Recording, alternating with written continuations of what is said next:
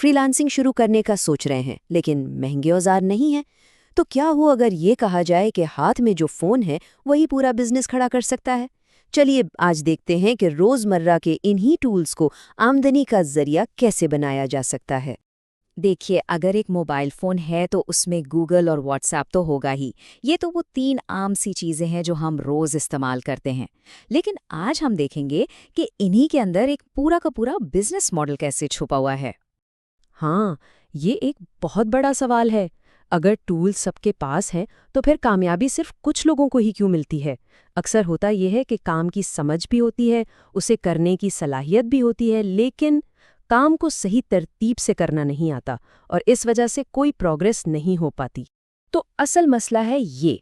Fibre और Upwork जैसी जो बड़ी वेबसाइट्स हैं ना, वहाँ नए लोगों के लिए काम मिलना बहुत बहुत मुश्किल हो गया है।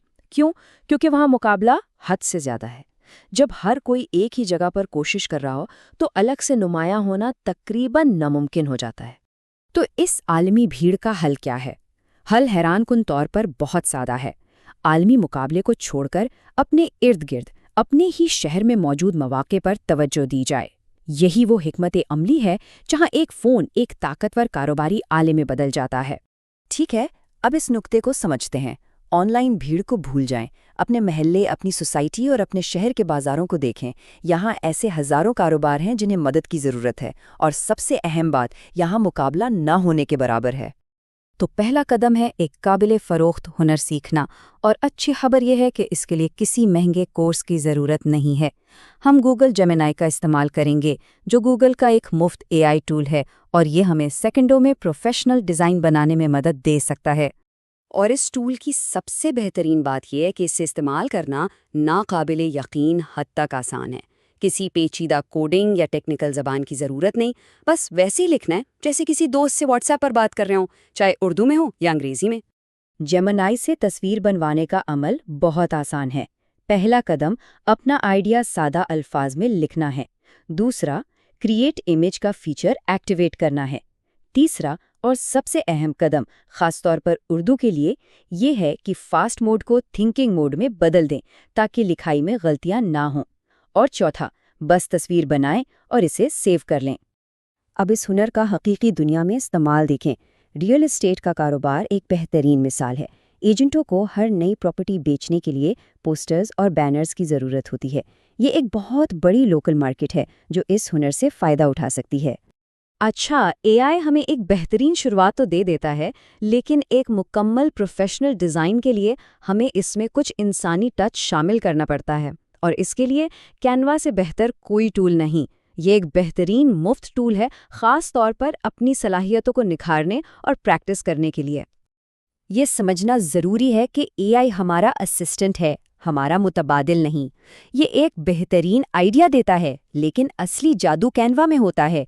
यहाँ इस AI से बनी तस्वीर में अपनी तख्लीकी सलाहियतों का इजाफा किया जाता है, तफसीलात को अपनी मर्जी के मुताबिक बदला जाता है और डिज़ाइनिंग की महारत को अगले लेवल पर ले जाया जाता है। कैनवा पर महारत हासिल करने के कई तरीके हैं। मुफ्त टेम्पलेट्स पर प्रैक्टिस की जा सकती है। सिर्फ एक क्लिक से नाम, तस्वीरें और बैकग्राउंड की तस्वीरें बदली जा सकती हैं।